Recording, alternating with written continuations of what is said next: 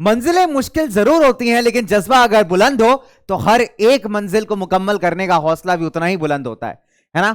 और लास्ट बार मंजिलें मुकम्मल की थी, बहुत सारे प्यारे प्यारे बच्चों की बहुत सारी बातें थी। एंड मजा आता है यार जब आप लोग से मुलाकात होती है, आप लोग से कुछ बात होती है। एंड कहीं ना कहीं बच्चे जब पूरे प्लेटफॉर्म की बात होती है तो we all are here just for you, आपके लिए, ताकि आप फाइनली अपनी मंजिल को मुकम्मल कर सको, आप लाइफ में सक्सेसफुल बन सको। और फिलहाल जो एजेंडा है आपके आने वाले एग्जाम्स का, आप उनमें एकदम पूरे जोश के साथ, पूरे जज्बे के साथ उसको एस कर सको। और हर एक पर्सन बच्चे जो इस प्लेटफॉर्म पे आता है वो आपके लिए इसी जील और इसी इंटरेस्ट के साथ आता है, क्योंकि end of the day for us, for everyone, बेटा आप हो जो सबसे इंपॉर्टेंट हो। और यही बात के साथ मैं दोबारा आया हूं आपके पास एक जबरदस्त शुरुआत के साथ, क्योंकि हम करने वाले हैं ज्योग्राफी का एक बहुत ही मजेदार, बहुत ही इंटरेस्टिंग चैप्टर, और वो भी बहुत से कम समय में, that is forest and wild life resources. तो चलिए शुरुआत करते हैं भाई आज के हमारे टॉपिक की। तो आज हम लोग क्या क्या पढ़ने वाले हैं बच्चे, हम लोग फटाफट से बात करेंगे फ्लोरा एंड फौना के IUCN के हिसाब से अलग अलग स्पीशीज के क्लासिफिकेशन की, फैक्टर्स जो कि बायोडायवर्सिटी के लॉस के लिए रिस्पॉन्सिबल हैं, और कुछ कंजर्वेशन प्रोजेक्ट्स की, राइट। तो मेरे को आपसे मिलाना है मेरे एक बहुत ही स्पेशल फ्रेंड यानी मिस्टर चीता को, और मिस्टर चीता खासकर आपसे मिलने आया है यहाँ पे, क्योंकि मिस्टर चीता का मन था कि वो खुद अपनी जबान में आपको बहुत सारी बातें बताए। तो मिस्टर चीता, आपकी मुलाकात हो चुकी है इनसे, और हम लोग बात करते हैं जो आप कहना चाहते हैं, ठीक है। तो बच्चे अगर हम भारत की बात करते हैं, इंडिया एक ऐसा देश है जहां पे आपको बहुत सारी विविधताएं मिलेंगी, बहुत सारी डाइवर्सिटीज मिलेंगी, चाहे वो लोगों की बात कर लीजिए, भाषाओं की बात कर लीजिए, चाहे वो फ्लोरा और फौना की बात कर लीजिए, यानी कहने का मतलब है चाहे वो पेड़ पौधे हो, चाहे वो जानवरों की अलग अलग स्पीशीज हो, India is a very rich biodiversity वाला कंट्री आप कह सकते हैं, right. In very simple terms, बहुत बार बच्चे पूछते हैं कि सर बायोडाइवर्सिटी क्या होता है, तो देखिए इसको बहुत ही सिंपल तरीके से हम तोड़ लेंगे, ठीक है। बायो कभी भी ये वर्ड लग जाए बच्चे, जब हम बात करते हैं तो हम बात कर रहे हैं कोई भी ऐसी चीज जिसमें लाइफ कनेक्टेड है, यानी जिंदगी कनेक्टेड है, राइट। जब आप बात करते हैं डाइवर्सिटी की, तो डाइवर्सिटी का मतलब होता है वेरिएशन, बहुत ही सिंपल भाषा में कहें वेरिएशन, यानी कि कह सकते हैं वैरायटी। अब मान लीजिए रोज खाने में अगर आप अलग अलग खाना खाते हैं तो आप ये कह सकते हैं कि आपकी फूड का जो मेन्यू है इसमें बहुत सारी डाइवर्सिटी है। इस तरीके से जब हम बच्चों एनवायरनमेंट में देखते हैं तो हमें देखने को मिलता है कि जो लाइफ फॉर्म्स है, अलग अलग लाइफ फॉर्म्स है, आपके वाइल्ड लाइफ फॉर्म्स हैं, या फिर अगर हम बात कर लें आपके फॉर एग्जांपल वेजिटेशन की, तो हमको बहुत अलग अलग टाइप के प्लांट स्पीशीज, एनिमल स्पीशीज यहां पे देखने को मिलते हैं, जो आपस में इंटरडिपेंडेंट है अपनी जरूरतों के लिए, अपने नीड्स के लिए। और इनफैक्ट इस पूरे एनवायरनमेंट का एक पार्ट हम भी हैं बच्चे, हम भी कहीं ना कहीं डिपेंडेंट है एक दूसरे के ऊपर अपनी जरूरतों को पूरी करने के लिए। सो बायोडाइवर्सिटी सिंपल भाषा में कहें तो बेसिकली एक क्वालिटी है जहां से आपको यह पता चलता है कि आपके पास कितना वैरायटी अवेलेबल है वाइल्ड लाइफ के अंदर, वेजिटेशन के अंदर, और साथ ही साथ ये जो वाइल्ड लाइफ और वेजिटेशन का नेटवर्क है ये आपस में इंटरडिपेंडेंट है ना। चलिए, तो जब हम बात करते हैं फ्लोरा एंड फौना की, बहुत ही सिंपल शब्दों में हम इसको डिसाइड कर सकते हैं। जब आप बात करें फ्लोरा की तो बेसिक सी बात है, हम रिफर कर रहे हैं किसी भी प्रकार के वेजिटेशन को, यानी प्लांट्स को, और वही वेजिटेशन अगर अनटच्ड बाय ह्यूमंस हो, ठीक है, यानी ऐसी जंगली वेजिटेशन हो जिसमें ह्यूमंस ने कोई कंट्रीब्यूशन ना दिया हो उसको उगाने में, तो वो बन जाती है आपकी नेचुरल वेजिटेशन या फिर वर्जिन वेजिटेशन। तो वर्जिन का मीनिंग ही होता है बच्चों अनटच्ड। तो ऐसी कोई भी वेजिटेशन जिसमें कोई ह्यूमन इंटरवेंशन नहीं है, अनटच्ड बाय ह्यूमन है, नेचुरली ग्रो किया है, so that turns out to become your natural vegetation as well. और वहीं अगर हम फौना की बात करते हैं बच्चों, तो फौना एक सिंपल सा वर्ड है जो रिफर करता है आपके अलग अलग वाइल्ड लाइफ के फॉर्म्स को, राइट बच्चों। तो अलग अलग तरीके की जो वाइल्ड लाइफ एग्जिस्ट करती है भाई कहीं ना कहीं एनवायरनमेंट के अंदर, that can be denoted by common criteria, that is हमारा फौना, राइट। चलिए, तो अगर हम बात करें फ्लोरा एंड फौना से रिलेटेड कुछ इंपॉर्टेंट फैक्ट्स की, तो हमें पता चलेगा कि करीब 10% भारत का जो वाइल्ड फ्लोरा, वाइल्ड मतलब नेचुरली ग्रोन फ्लोरा है, यानी फ्लावर्स हैं, यानी वेजिटेशन है, ठीक है, सिंपल भाषा में अगर हम समझे तो पेड़ पौधे हैं, ठीक है। और 20% जो है मैमल्स, यानी ऐसे कह सकते हो बच्चों एनिमल्स, ऐसे स्पीशीज, ऐसा वाइल्ड लाइफ स्पीशी जो अपने बच्चों को बर्थ देते हैं, राइट। सो जो मैमल्स हैं बच्चों कहीं ना कहीं थ्रेटेंड लिस्ट पे हैं, और ये एक बहुत बड़ा क्वेश्चन मार्क है हमारे सामने भी, राइट। तो क्या सीखा हमने कि 10% भारत का वाइल्ड वेजिटेशन और करीब 20% मैमल पॉपुलेशन अभी थ्रेटेंड लिस्ट में है, यानी काफी ज्यादा डेंजर में है। बहुत सारे बच्चे ऐसे हैं जिनको अभी क्रिटिकल कैटेगरी में भी आपने डाल दिया है, दैट मींस मान लीजिए कि उनके खत्म होने का बिल्कुल टाइम आ चुका है। अब एक्सटिंक्शन की जब आप बात करते हो तो जरूरी नहीं कि पूरे देश से कोई चीज एक्सटिंक्ट हो जाए। एक्सटिंक्शन का मतलब है कि एक सर्टेन एरिया में, एक सर्टेन रीजन में कोई पर्टिकुलर स्पीशी पाई जाती थी और अब वो वहां नहीं पाई जाती, राइट। तो कोई भी स्पीशी ऑफ एनिमल्स या प्लांट्स एक सर्टेन एरिया से एक्सटिंक्ट हो सकती है, एक पूरे राज्य से हो सकती है, पूरे कंट्री से हो सकती है, पूरे कॉन्टिनेंट से हो सकती है, या हो सकता है पूरी दुनिया से ही हो जाए, पूरे वर्ल्ड से हो जाए, जैसे डायनासोर्स हो चुके हैं भाई, ठीक है। चलिए, तो ऐसे ही बच्चों अगर हम कुछ एनिमल्स की बात करें तो मेरा फ्रेंड चीता, पिंक हेडेड डक, माउंटेन कोयल। तो ये बच्चे माउंटेन कोयल कुछ इस तरीके से दिखती है, बहुत खूबसूरत सी चिड़िया है, बहुत खूबसूरत सी बर्ड है, लेकिन अभी फिलहाल on the verge of extinction है, राइट। फॉरेस्ट स्पॉटेड आउलेट और कुछ प्लांट जैसे महुआ का पेड़, मधुका इंसिग्नस, राइट। और आपका बच्चे घास की एक स्पीशी है हेप्टान्यूरॉन करके। तो ये सारे ऐसे वाइल्ड लाइफ है, ऐसी वेजिटेशन है जो अभी जिनके इतना ज्यादा एक्सप्लॉइटेशन हो चुका है, जिनका बच्चों कहीं ना कहीं कि ये कहीं ना कहीं बच्चों एक्सटिंक्शन की राह पे चल चुके हैं, यानी आप कह सकते हैं इनकी स्पीशीज बिल्कुल खत्म सी होने वाली है। एशियाटिक चीता की अगर बात करें तो एशियाटिक चीता को बैक इन 1952 भारत में एक्सटिंक्ट डिक्लेयर कर दिया गया था। अभी फिलहाल नामीबिया से कुछ चीते लाए गए हैं, तो आपने देखा होगा हमारे प्रधानमंत्री मोदी जी को, है ना, मस्त एकदम चीतों के साथ एकदम बढ़िया सेल्फी लेते हुए, ठीक है। चलिए, अब बात करते हैं बच्चे, एक बहुत ही कंसर्निंग बात यह है कि हमारे जंगल भी कहीं ना कहीं खत्म होते जा रहे हैं। वैनिशिंग फॉरेस्ट, वैनिश मतलब डिसअपियर होना। तो देखिए, अगर flower and T, forest and T cover की हम बात करते हैं, राइट, जिसको एस्टिमेट किया जाता है करीब 8,07,276 स्क्वायर किलोमीटर्स के आसपास, ठीक है, जो कि सिर्फ 24.6% है भारत के टोटल ज्योग्राफिकल एरिया का। इसमें से अगर हम डेंस फॉरेस्ट की बात करें, घने जंगलों की, तो 12.4% है, ओपन फॉरेस्ट की बात करें तो 9.2% है, और मैंग्रोव फॉरेस्ट की बात करें तो सिर्फ 0.15% है। तो हालांकि अगर हम नेशनल फॉरेस्ट पॉलिसी के हिसाब से देखें तो ऐसा अनुमानित है, ऐसा डिजायर्ड है कि भारत में टोटल ज्योग्राफिकल एरिया का 33% जो एरिया है वो जंगल होने चाहिए, लेकिन अभी उससे हम बहुत पीछे हैं। अभी somewhat we are around about in 24.56% only. अगर हम बात करें बच्चे स्टेट ऑफ फॉरेस्ट रिपोर्ट 2019 की, तो जो डेंस फॉरेस्ट कवर है भारत में भाई वो थोड़ा सा इंक्रीज हुआ है 2017 के मुकाबले में, ठीक है, बाई 3,976 स्क्वायर किलोमीटर्स। लेकिन इसके अलावा भी बच्चे अगर हम बात करें तो फॉरेस्ट कवर भारत के अंदर कहीं ना कहीं बहुत ज्यादा डिक्लाइन किया है। नाउ भाई, IUCN की जब हम बात करते हैं, international union for conservation of nature and natural resources, तो उन्होंने क्या किया है, अलग अलग प्लांट स्पीशीज, एनिमल स्पीशीज को उनके थ्रेटेंड बेसिस पे, यानी कि कितना ज्यादा उनको खतरा है अलग अलग नेगेटिव फैक्टर्स से, इसके बेसिस पे उन्होंने क्या किया है कि अलग अलग लिस्ट में इनको डिवाइड कर दिया है। तो बच्चों अभी हम क्या करने वाले हैं, फटाफट से एक एक लिस्ट को फटाफट से देखेंगे, और आपका अटेंशन बच्चों, आपका पूरा ध्यान क्या होना चाहिए, इस समय बोर्ड पे होना चाहिए, ठीक है। हम लोग क्विक रिवीजन कर रहे हैं, फटाफट से क्विक पॉइंटर्स पढ़ रहे हैं, तो फटाफट से ध्यान पूरा यहीं पे रखो भाई, ठीक है। नॉर्मल स्पीशीज बच्चों, नाम ही सजेस्ट कर रहा है सब कुछ नॉर्मल है, ठीक है। जैसे हाय बोलने आई, हाय, से हाय टू एवरीवन, हाय बोलो भाई, चलो इसने हाय बोल दिया है। तो नॉर्मल स्पीशीज यानी जिनकी पॉपुलेशन स्टेबल है, सब कुछ बढ़िया चल रहा है, कुछ खास नेगेटिव फैक्टर्स के अगेंस्ट ऑपरेट नहीं कर रहे, and that is counted in this normal species. जैसे कैटल हो गया, साल के पेड़ हो गए, पाइन के पेड़ हो गए, आपके नॉर्मल रोडेंट्स हो गए, ठीक है। तो इन सब की पॉपुलेशन, हाँ पता है, ठीक है, चलो, तो इन सब की पॉपुलेशन एकदम नॉर्मल है। तो ये हमारी जो गाय जी हैं थोड़ा ज्यादा एक्साइट हो गई थी, ये काफी पहली बार आ रही है ना ऐसे वाईटी पे, यूट्यूब पे, तो शी वाज वेरी एक्साइटेड, ठीक है। चलिए, उसके अलावा अगर हम बात करें एंडेंजर्ड स्पीशीज की, तो बच्चे ये वो स्पीशीज हैं जिनको एक्सटिंक्ट होने यानी कि खत्म होने का काफी ज्यादा खतरा है, right. So they are called as endangered species. अब ऐसी स्पीशीज का सर्वाइवल बहुत डिफिकल्ट हो जाएगा अगर इनके अगेंस्ट जो नेगेटिव फैक्टर्स यानी कि ऐसे एक्टिविटीज जो इनकी पॉपुलेशन को कम कर रहे हैं, डिक्लाइन कर रहे हैं, अगर वो कंटिन्यू करते रहेंगे ऑपरेट करना, तो बच्चे ऐसी स्पीशीज बहुत जल्दी एक्सटिंक्ट हो जाएंगी। इनका कुछ बहुत अच्छा एग्जांपल है ब्लैक बक। तो भाई ब्लैक बक से आपको कुछ याद आता होगा, है ना, काला हिरण। तो काला हिरण वैसे भी पूरे इंडिया में बहुत ज्यादा फेमस है, उसका रीजन हालांकि अलग है, ठीक है। तो blackbuck is a protected species.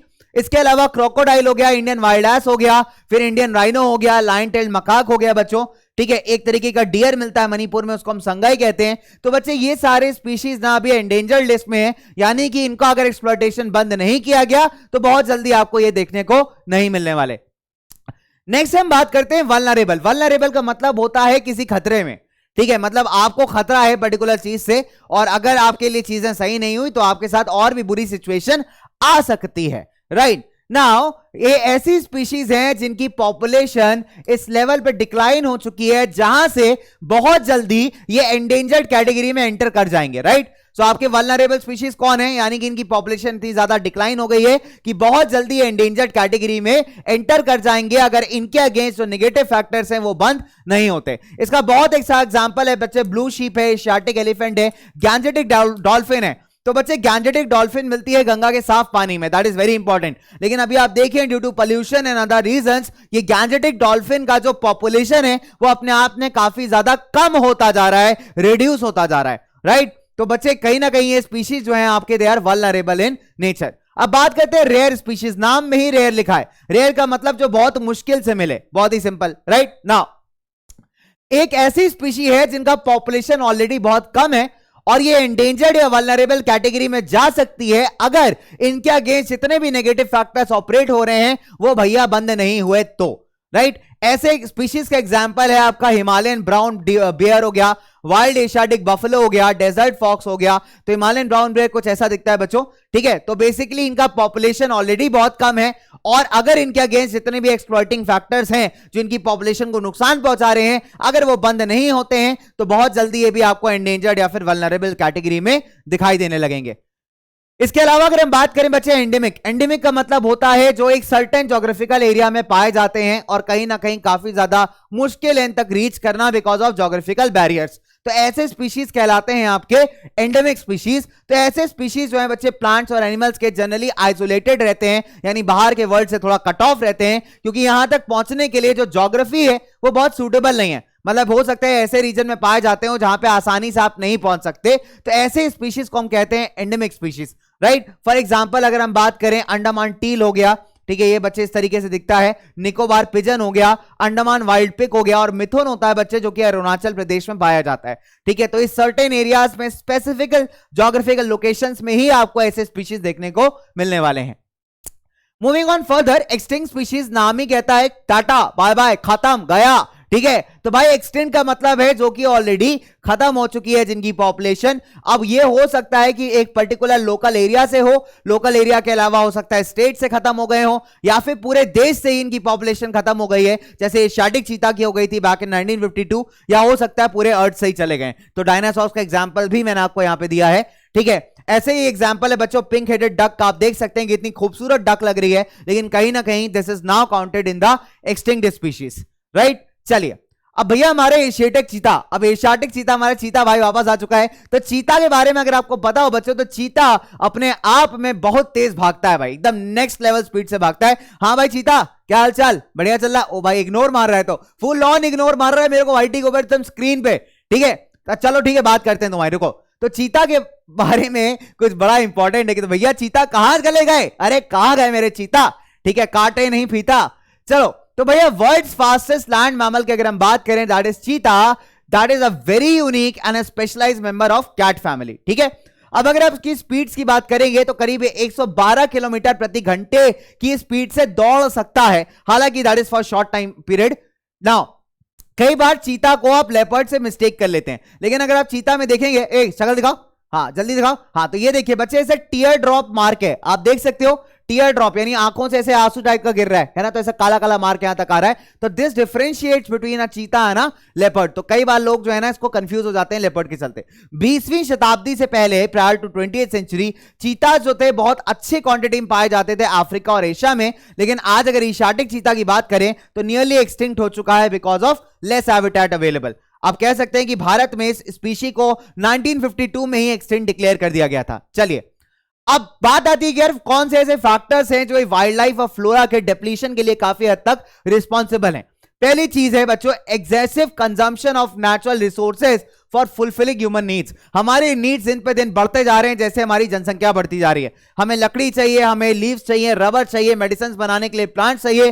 तो इसके चलते कहीं ना कहीं हमें लगता है कि भैया नेचर के गिफ्ट हैं बिल्कुल फ्री मिल गए हैं, और भारत में जहां फ्री दिखा दिया जाए, जहां फ्री लिख दिया जाए, बहुत सिंपल है बच्चों कि वहां क्या हो जाता है, लोग बिल्कुल ऐसे बावले हो जाते हैं। तो सिंस हमें लगता है कि भैया ये फ्री गिफ्ट्स हैं तो इनको आराम से यूज करना चाहिए। दूसरी चीज अगर आप देखिए जैसे इंफ्रास्ट्रक्चर बूस्ट होना स्टार्ट हुआ, रेलवेज बढ़े, एग्रीकल्चर लैंड्स को बढ़ाना स्टार्ट किया, बढ़ती जनसंख्या के खाने की नीड्स को पूरा करने के लिए। इसके अलावा अगर हम बात करें कॉमर्शियल साइंटिफिक फॉरेस्ट्री जो कि ब्रिटिशर्स ने की, यानी अच्छे पेड़ों को काट करके प्लांटेशन लगा दिया, सिंगल क्रॉप लगा दिया जो मार्केट में अच्छे दामों पे बेचा जा सके। तो ये सारे फैक्टर्स हैं। साथ ही साथ माइनिंग एक्टिविटीज जिसके चलते लार्ज स्केल डिफॉरेस्टेशन होता है। तो these are the factors that are responsible for depletion, right. इसके अलावा मल्टीपर्पज प्रोजेक्ट्स बनाने के लिए, बड़े बड़े डैम्स बनाने के लिए आप जंगलों को काटते हैं, तो एज अ रिजल्ट जो हमारे वाइल्ड लाइफ है बेचारे, उनकी हैबिटेट, उनका जो ओरिजिनल घर है वो भी उनसे कहीं ना कहीं छिन जाता है, राइट। चलिए, अनइक्वल एक्सेस, कुछ लोगों के पास बहुत ज्यादा है और कुछ लोगों के पास बहुत कम।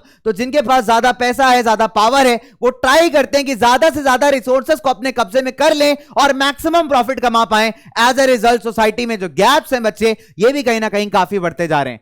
चलिए, अग्रो एक्सपेंशन की बात करते हैं। इंडिपेंडेंस के बाद अगर हम देखें तो भाई भारतीय सरकार ने एग्रीकल्चर पे बहुत ज्यादा फोकस किया था कि हमारे देश को सेल्फ सफिशिएंट बनाया जाए फूड के पर्सपेक्टिव में, ताकि हमें बाहर से चीजें इंपोर्ट ना करनी पड़े। लेकिन इसको करने के पीछे क्या हुआ कि बहुत सारे एरिया को डिफॉरेस्ट किया गया, काटा गया और एग्रीकल्चर लैंड में कन्वर्ट किया गया। सो अल्टीमेटली आप कह सकते हो कि एनवायरमेंटल डिग्रेडेशन भी हुआ है। 1951 और 1980 के बीच में अगर हम फॉरेस्ट सर्वे ऑफ इंडिया के हिसाब से देखें तो करीब 26,200 स्क्वायर किलोमीटर का जो जंगल का एरिया था उसको एग्रीकल्चर लैंड में कन्वर्ट कर दिया गया। तो that's a massive scale deforestation. बहुत सारे ऐसे पार्ट्स हैं बच्चे, ट्राइबल एरियाज के, खासकर अगर नॉर्थ ईस्टर्न भारत की बात करें या सेंट्रल भारत की बात करें, जो कि कहीं ना कहीं बच्चे डिग्रेड होते हैं बिकॉज ऑफ शिफ्टिंग कल्टीवेशन। तो शिफ्टिंग कल्टीवेशन में अगर आप देखेंगे तो लोग क्या करते हैं, एक सर्टेन एरिया ऑफ फॉरेस्ट को या तो जला करके या तो वहां के पेड़ काट के क्लियर करते हैं। फिर उसके बाद क्या किया जाता है भाई, जब बारिश होती है मॉनसून की, तब वहां पे क्या किया जाता है, थोड़े बहुत क्रॉप्स उगाए जाते हैं और यही प्रोसेस चलता रहता है 1-1.5 साल तक। फिर लोग किसी नई जमीन पे मूव कर जाते हैं क्योंकि पुरानी जमीन की जो फर्टिलिटी है वो खराब होनी स्टार्ट हो रही है, ठीक है। तो ऐसे में क्या होता है, जो बेचारी पुरानी जमीन है अगर उसमें नेचुरली जंगल उग गए तो बहुत अच्छी बात है, लेकिन अगर नहीं उगे तो सॉइल इरोजन और डिग्रेडेशन होना तो बिल्कुल गारंटीड है। तो ऐसे भी आप कह सकते हो कि बच्चे कहीं ना कहीं हमारे डिग्रेडेड सोर्सेज जो है हमारे डिग्रेड होते जा रहे हैं। नाउ आपके लिए एक जबरदस्त वाला सवाल है, इसका आंसर आप कमेंट सेक्शन में करोगे फटाफट से। क्वेश्चन ये है कि चीता was declared extinct in India in which year. 4 option है, 1812, 1952, 1917 या फिर आपका 1815। आपके पास सिर्फ 4 सेकंड का समय है, फटाफट से आंसर करो। 4 सेकंड बाद will move to the next वाला पार्ट, ठीक है। जल्दी से 4 सेकंड समय, ओके। टिक टिक 1 2 3 4, फटाफट से आंसर, ओके। चलो, तो इसका सही जवाब मेरे को कमेंट सेक्शन में देना, ठीक है। तो मैं इसका आंसर नहीं बता रहा हूं, आप कमेंट सेक्शन में को करेक्ट आंसर दोगे। नेक्स्ट क्लास में मैं बताऊंगा आपको कि कौन कौन बच्चे, कितने परसेंट बच्चों ने करेक्ट दिया है। अब बात करते हैं बच्चे कॉलोनियल फॉरेस्ट पॉलिसीज। ये भी बहुत हद तक रिस्पॉन्सिबल है हमारे जंगलों को डिस्ट्रॉय करने के लिए। तो अंग्रेज बहुत नालायक थे, ये तो हमको पता ही है। तो बहुत सारे एनवायरमेंटल एक्टिविस्ट कहते हैं कि बच्चे क्या हुआ है कि कुछ पार्ट्स ऑफ इंडिया में only certain type of trees and कह सकते हो वेजिटेशन को प्रमोट करने से जो वहां के नेचुरल फॉरेस्ट हैं बच्चे, वो बहुत ज्यादा डिस्ट्रॉय हुए। फॉर एग्जाम्पल अगर हम बात करें, इसको हम कहते हैं एनरिचमेंट प्लांटेशन। तो एनरिचमेंट प्लांटेशन में क्या था, कमर्शियल इंपॉर्टेंस के हिसाब से, मार्केट में बेचने के हिसाब से आपने क्या किया, एक सर्टेन एरिया के नेचुरल जंगलों को काट दिया और वहां पे वो जो कमर्शियली इंपॉर्टेंट पेड़ था उसको लगा दिया और नाम दे दिया एनरिचमेंट प्लांटेशन। तो भैया एनरिच कुछ नहीं हो रहा है, सिर्फ मार्केट में आपकी जेबें भर रही हैं उस सामान को बेच करके। दैट्स ऑल, एनवायरमेंट का हो रहा है डिग्रेडेशन। फॉर इंस्टेंस बच्चे इंपॉर्टेंट है, काफी इंपॉर्टेंट है, ये आता है आपका 1 मार्कर्स में। जैसे फॉर एग्जांपल टीक मोनोकल्चर। अगर साउथ इंडिया के नेचुरल जंगलों की बात करें तो उनको काट करके टीक का पेड़ लगाया गया है। टीक की लड़की बच्चों, टीक की जो लकड़ी है, ठीक है, टीक की जो लकड़ी है वो यूज की जाती है फर्नीचर बनाने में। टीक की लकड़ी यूज की जाती है फर्नीचर बनाने में, ठीक है। सो पार्टन फॉर माय वर्ड्स, थोड़ा थोड़ा इधर उधर निकल गया मैं। चलिए, तो दैट इज वेरी सिंपल बच्चों। इस तरीके से जो पाइन के जो फॉरेस्ट है बच्चे, पाइन के जो पेड़ हैं, ठीक है, वो हिमालय में प्लांट किए गए हैं। एंड एज अ रिजल्ट जो ओरिजिनल रोडोडेंड्रॉन के फॉरेस्ट थे और हिमालयन ओक के जो जंगल थे वो कहीं ना कहीं रिप्लेस कर दिए गए हैं पाइन से। तो पाइन ट्रीज का अगेन यूटिलाइजेशन किया जाता है कमर्शियल वेज में, ठीक है, बेचने के लिए मल्टीपल इंडस्ट्रीज के अंदर। तो कहीं ना कहीं जो पाइन के प्लांटेशन है उनको पर्पसली जो है वहां पे लगाया गया है। और जो नेचुरल हिमालयन ओक के पेड़ के जंगल हैं, रोडोडेंड्रॉन की फॉरेस्ट है, ऐसा खूबसूरत देखता है रोडोडेंड्रॉन का फूल, तो बच्चे इनको कहीं ना कहीं हटा दिया गया है। और ये अपने आप में बच्चे कहीं ना कहीं एक बहुत ही डिग्रेडिंग फैक्टर है, ठीक है। चलिए, उसके अलावा अगर बात करें बच्चों लार्ज स्केल प्रोजेक्ट्स जो हैं, डेवलपमेंट प्रोजेक्ट्स, उन्होंने भी कहीं ना कहीं बहुत ज्यादा लॉस क्रिएट किया है, डिग्रेडेशन किया है भाई। करीब 1951 से अगर हम देखें तो 5000 square kilometre of area clear किया गया है जंगलों का रिवर वैली प्रोजेक्ट्स यानी डैम्स वगैरह बनाने के लिए। अगर हम बात करें खासकर नर्मदा सागर प्रोजेक्ट की मध्य प्रदेश में, तो करीब 40,000 हेक्टेयर जंगल ऐसा है जो इसके चलते डूब सकता है, राइट। तो एनवायरमेंटल थ्रेट बच्चे बहुत बुरी है। इसके अलावा माइनिंग एक बहुत इंपॉर्टेंट फैक्टर है बिहाइंड डिफॉरेस्टेशन। खासकर अगर बक्सा टाइगर रिजर्व की अगर हम बात करें वेस्ट बंगाल में, तो it is seriously threatened by the dolomite mining. Again this is a very important one, PYQ है, बोर्ड्स में आया हुआ सवाल है कि बक्सा टाइगर रिजर्व क्यों थ्रेटेंड है, बिकॉज ऑफ डोलोमाइट माइनिंग। इसके अलावा बच्चे अगर हम बात करें बहुत सारी ऐसी नेचुरल हैबिटेट्स हैं ना जो कि हमारे खराब हो गए हैं बहुत सारे स्पीशीज के, like for example just because of this mining activities, ठीक है। तो माइनिंग के चलते, डिफॉरेस्टेशन के चलते, वुड कलेक्शन के चलते बच्चों अगर हम बात करें बहुत सारी लकड़ियां वगैरह काटी जाती हैं, तो जंगल क्लियर किए जाते हैं। तो ये कुछ और इंपॉर्टेंट फैक्टर्स है जो आप कह सकते हैं that has led to deforestation. इसी के अलावा अगर हम बात करें जैसे मेडिसिनल पर्पसेस के लिए भी कई प्लांट्स को एक्सप्लॉइट किया जाता है, जैसे हिमालयन यू एक बहुत अच्छा एग्जांपल है। हिमालयन यू बच्चों मिलता है आपका हिमाचल और अरुणाचल के अंदर ना, इससे केमिकल कंपाउंड बनाया जाता है, इसको हम टैक्सोल कहते हैं, ठीक है। और टैक्सोल का जो यूटिलाइजेशन है वो कैंसर को ट्रीट करने के लिए किया जाता है। कैंसर का बच्चे मार्केट अगेन बहुत बड़ा है मेडिकल मार्केट्स के टर्म्स में अगर हम बात करें, बहुत सारे ऐसे पेशेंट्स हैं जो जिनको कैंसर की दवाई रिक्वायर्ड होती है। तो आप देख सकते हैं कि जब डिमांड इतना हाई है तो इसका एक्सप्लॉइटेशन कितना ज्यादा किया जाएगा, एंड एज ए रिजल्ट बच्चे इसको इतना ओवर एक्सप्लॉइट किया गया है कि आप देख सकते हैं कि बहुत सारे ऐसे पेड़ जो हैं वो कई बार सूखना स्टार्ट हो गए, ड्राई होना स्टार्ट हो गए, right. So Himalayan you is under trouble. तो बहुत सारे ऐसे फैक्टर्स है बच्चे जो हमारे बायोडाइवर्सिटी के डिक्लाइन के लिए रिस्पॉन्सिबल है, जैसे हैबिटेट का डिस्ट्रक्शन, यानी कि जो नेचुरल एरियाज है जहां पे पेड़ पौधे एग्जिस्ट करते हैं, जानवर रहते हैं, हमने उनको कई बार काट दिया है जंगलों को, तो उनका हैबिटेट कहीं ना कहीं डिस्ट्रॉय हो गया बच्चों। हंटिंग हो गया, पोचिंग हो गया, पोचिंग मतलब इलीगल हंटिंग को हम बोलते हैं पोचिंग, राइट। तो इलीगल हंटिंग की अगर हम बात करते हैं, ठीक है, गलत पर्पसेस के लिए आप जानवरों को मार रहे हो, इलीगली सेल आउट कर रहे हो, बेच रहे हो, that is called as poaching. Over exploitation किया है रिसोर्सेज का, एनवायरमेंटल पोल्यूशन है बच्चे, कई बार ऐसे केमिकल्स रिलीज हो जाते हैं, ठीक है, माइनिंग वगैरह करते टाइम या कोई भी इंडस्ट्रियल एक्टिविटी करते टाइम फॉरेस्ट एरियाज में, जो कहीं ना कहीं बच्चे वाटर बॉडीज को पॉइजन कर देते हैं, राइट, खराब कर देते हैं। इसके अलावा फॉरेस्ट फायर्स एक बहुत बड़ा रीजन है, right. And apart from that अगर हम देखें अनइक्वल एक्सेस, किसी के पास बहुत ज्यादा है, किसी के पास बहुत कम है, इनइक्विटेबल कंजम्पशन ऑफ रिसोर्सेज, ठीक है। कई बार जो है एनवायरमेंटल प्रोटेक्शन की जो जिम्मेदारी है बड़े बड़े फर्म्स जो हैं, बड़े बड़े ऑर्गेनाइजेशंस कभी नहीं उठाते, एक्सप्लॉइटेशन तो कर लेते हैं लेकिन कभी भी ये लोग चीजों की जिम्मेदारी नहीं उठाते। और ओवर पॉपुलेशन अगेन एक बहुत बड़ा फैक्टर है बच्चों जो कहीं ना कहीं रिस्पॉन्सिबल है for your degradation. Over population यानी ज्यादा जनसंख्या के चलते ज्यादा डिमांड्स। ये एक और क्वेश्चन है भाई आपके लिए, why the Himalayan unit is in trouble, हमने जस्ट नाउ कवर किया है, इसका आंसर भी आप कहां दोगे,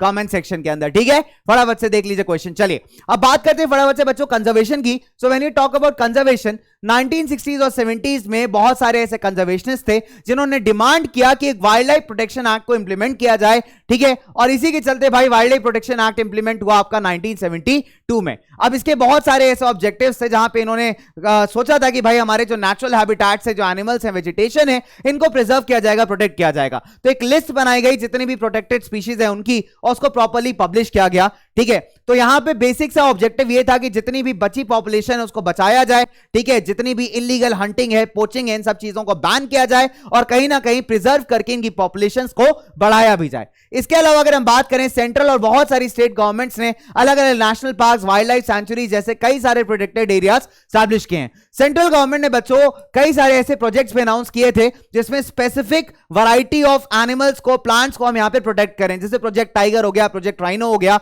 राइट। तो इसमें कौन कौन से जानवरों को हमने इंक्लूड किया है, टाइगर है, वन हॉर्न राइनोसोरस है, कश्मीरी स्टाग है, 3 टाइप्स ऑफ क्रोकोडाइल्स है, फ्रेश वाटर, सॉल्ट वाटर और घड़ियाल, एशियाटिक लॉयन और कुछ other, right. Apart from this most recently Indian elephant, black buck यानी काला हिरन, great Indian bustard, snow leopard, इन सबको भी बच्चों कहीं ना कहीं फुल या फिर लीगल, पार्शियल या फिर लीगल प्रोटेक्शन प्रोवाइड किया गया है ताकि इनकी स्पीशीज को बचाया जा सके, सस्टेन किया जा सके। प्रोजेक्ट टाइगर, अच्छा सवाल है बच्चों, क्वेश्चन पूछा गया है, इट्स अ बोर्ड पीवाईक्यू, मैं यहां पे लिख भी देता हूं आपके लिए, ठीक है। तो प्रोजेक्ट टाइगर इनिशिएट किया गया था 1973 के अंदर, जब अथॉरिटीज ने रियलाइज किया कि पॉपुलेशन जो है टाइगर की 1827 से बच्चों 1827 पहुंच गई है करीब 55,000 से, 55,000 टाइगर से रिड्यूस होकर 1827 बचा है ना। इसमें क्या है, जो मेजर थ्रेट थे टाइगर पॉपुलेशन का वो था पोचिंग, यानी इलीगल रूप से उसकी हंटिंग, जंगलों के कट जाने से उनका जो घर है, नेचुरल हैबिटेट है, वो श्रिंक हो रहा है। साथ ही साथ बहुत सारी ऐसी प्रे बेस्ड स्पीशीज, यानी जिन पे टाइगर शिकार करके अपना खाना खाते हैं, वो भी खत्म होती जा रही हैं, राइट। एंड जो ह्यूमन पॉपुलेशन बढ़ रही है बच्चे, वो कहीं ना कहीं कुछ फैक्टर्स हैं इनके डिक्लाइन के। अब ट्रेड ऑफ टाइगर स्किन, उनकी हड्डियों का यूज करना ट्रेडिशनल मेडिसिन के अंदर, ये बहुत जमानों से चलता चला आ रहा है, लेकिन इसके चलते जो टाइगर पॉपुलेशन है बच्चे, वो कहीं ना कहीं बहुत ज्यादा थ्रेटेंड हो चुकी है। अब इंडिया एंड नेपाल जो एक नेचुरल हैबिटेट प्रोवाइड करते हैं भैया आपके टाइगर्स के लिए, तो इस वजह से सॉफ्ट टारगेट्स बन जाते हैं आपके सारे इलीगल ट्रेडर्स का। तो बहुत जरूरी है कि टाइगर्स को बचाया जाए। प्रोजेक्ट टाइगर को लॉन्च किया गया back in 1973 Corbett national park Uttarakhand के अंदर, Sundarban national park west Bengal में, बांधवगढ़ नेशनल पार्क एमपी में, सरिस्का राजस्थान में, मानस आसाम में, Periyar tiger reserve in Kerala. ये कुछ इंपॉर्टेंट टाइगर रिजर्व्स हैं बच्चे जो through out the country open किए गए, राइट। तो इनको एक बहुत ही प्रॉपर तरीके से आप लिख सकते हैं। पेरियार आता है, पेरियार के अलावा कॉर्बेट पूछा जाता है एग्जाम में, ठीक है।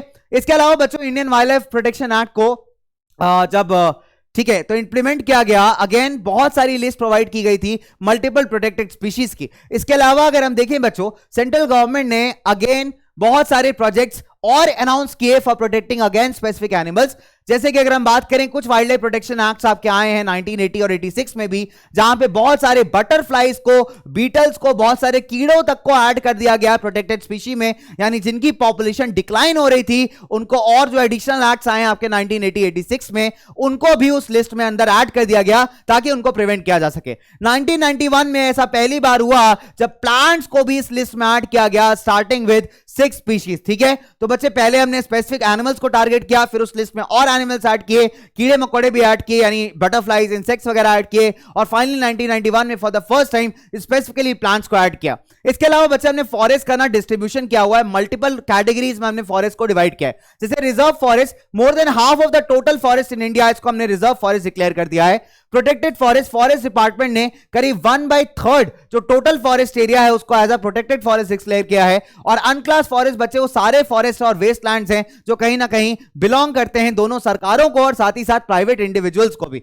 राइट। खासकर नॉर्थ ईस्टर्न स्टेट्स और गुजरात के कुछ हिस्सों में इस टाइप के फॉरेस्ट जो हैं आपको बहुत ज्यादा देखने को मिलेंगे। रिजर्व्ड और प्रोटेक्टेड फॉरेस्ट को हम परमानेंट फॉरेस्ट के नाम से भी जानते हैं बच्चों, ठीक है। तो बेसिक सी बात है, यहां पे मेजर रीजन है कि यहां पे लकड़ी को एकदम साइंटिफिक वे में प्रोड्यूस करने के लिए, प्रोटेक्टेड वे में प्रोड्यूस करने के लिए और बाकी फॉरेस्ट प्रोडक्ट्स को यूटिलाइज करने के लिए भाई इन फॉरेस्ट को एकदम प्रिजर्व किया गया है। मध्य प्रदेश एक ऐसा स्टेट है जिसका करीब 75% जो कवर है that is under the permanent forest, ठीक है। एक क्वेश्चन आता है बच्चे, again it's a PYQ, Jammu Kashmir, Andhra, Uttarakhand, Kerala, Tamil, west Bengal, Maharashtra, ये बहुत सारे ऐसे स्टेट्स हैं जहां पे आपको इनके टोटल फॉरेस्ट जो है उसमें से मैक्सिमम एरिया रिजर्व के अंदर मिलेगा। वही अगर बिहार, हरियाणा, पंजाब, हिमाचल, उड़ीसा, राजस्थान की बात करेंगे तो इनका बहुत सारा जो जंगल का area that comes under protected forest, right. अगर हम नॉर्थ ईस्टर्न स्टेट्स की बात करें, गुजरात के कुछ हिस्सों की बात करें तो इनका बहुत सारा ऐसा एरिया है that comes under अनक्लास्ड forest, right. Community in conservation की बात करें तो बहुत सारे बच्चे ऐसे एग्जांपल्स मिलते हैं जहां पे लोकल लोगों की मदद से हमने कंजर्वेशन को प्रैक्टिस आउट किया हुआ है, कैरी आउट किया हुआ है। जैसे सरिस्का टाइगर रिजर्व राजस्थान में विलेजर्स ने माइनिंग अगेंस्ट फाइट किया है, माइनिंग एक्टिविटीज को रोकने के लिए। 5 गांव हैं अलवर डिस्ट्रिक्ट में राजस्थान के, उन्होंने क्या किया है, सर्टेन फॉरेस्ट एरिया को, 1200 हेक्टेयर एरिया को जो है बिल्कुल ऐसा डिक्लेयर कर दिया है दैट इज अ भैरव देव डाकू सेंचुरी, यानी यहां पे इनके अपने रूल्स एंड रेगुलेशंस है जिसके बिना आप यहां इंटर भी नहीं कर सकते, ना हंटिंग कर सकते हो, ना कोई पेड़ काट सकते हो। तो they are preserving with the help of local rules. इसके अलावा चिपको मूवमेंट की अगर हम बात करें हिमालयस में तो एक बहुत सक्सेसफुल मूवमेंट है जिसने कहीं ना कहीं डिफॉरेस्टेशन को जंगलों से कटने से रोका है और बचाया है। इसके अलावा बच्चे बहुत सारे ऐसे ग्रुप हैं जैसे बीच बचाओ आंदोलन हो गया, जिन्होंने टिहरी के अंदर काफी परफॉर्मेंस किया है, यानी काफी ज्यादा प्रोटेक्शन के लिए परफॉर्म किया है, यानी प्रोटेस्ट किए हैं। नवदन्या हो गया। तो बच्चे कहीं ना कहीं दिखा सकते हैं कि बिना सिंथेटिक केमिकल फर्टिलाइजर्स के यूजेज के भी मल्टीपल टेक्निक्स को यूज करके आप अच्छी तरीके से फार्मिंग भी कर सकते हो, at the same time nature को भी प्रिवेंट कर सकते हो। इंडिया में उड़ीसा के अंदर जॉइंट फॉरेस्ट मैनेजमेंट भी बहुत अच्छा एग्जांपल है जहां पे लोकल कम्युनिटीज को मर्ज करके आप प्रोटेक्शन किया जा सकता है, राइट। सो अगर हम बात करें 1988 से बच्चे जॉइंट फॉरेस्ट मैनेजमेंट उड़ीसा में चलता आ रहा है। अब इसमें क्या होता है कि लोकल कम्युनिटीज की हेल्प से फॉरेस्ट के खासकर डिग्रेडेड एरियाज को प्रिवेंट किया जाता है, प्रोटेक्ट किया जाता है। रिटर्न में भाई जो प्रोटेक्टेड वे में टिंबर प्रोड्यूस होता है, लकड़ी प्रोड्यूस होती है, उसमें से कुछ शेयर गांव वालों को मिलता है। उसके अलावा भी जो कुछ छोटे छोटे फॉरेस्ट प्रोडक्ट्स हैं वो गांव वालों के साथ शेयर किए जाते हैं। तो एक बहुत अच्छा एग्जांपल है कम्युनिटी को इन्वॉल्व करके क्या करना, एक एनवायरमेंटल प्रोटेक्शन करना। तो आज के इस लास्ट क्वेश्चन के साथ क्लास को एंड करेंगे कि जॉइंट फॉरेस्ट मैनेजमेंट सबसे पहले कहां स्टार्ट हुआ, एमपी, ओडिशा, आंध्र प्रदेश, शिमला। इसका फटाफट से आंसर बच्चों दे दीजिए मेरे को कमेंट सेक्शन में, ठीक है। फटाफट से जेएफएम कहां स्टार्ट हुआ। चलिए, तो इसी के साथ एक लास्ट बात के साथ आपको एंड करता हूं कि जब भी आप अपना कुछ भी करिए 100% दीजिए, एक्सेप्ट आपको जब ब्लड डोनेट करना हो, तब 100% दोगे तो खून नहीं बचेगा, ठीक है। चलिए, तो मेरी मुलाकात होगी आपसे अगले क्लास में एक जबरदस्त वाले टॉपिक के साथ। आंसर्स कमेंट सेक्शन में देना। मिलता हूं आपसे in the next class. Bye bye बच्चों, and stay tuned with PW. मिलके फोड़ेंगे, मिलके तोड़ेंगे और मिलके रॉक करेंगे एग्जाम्स। Bye bye.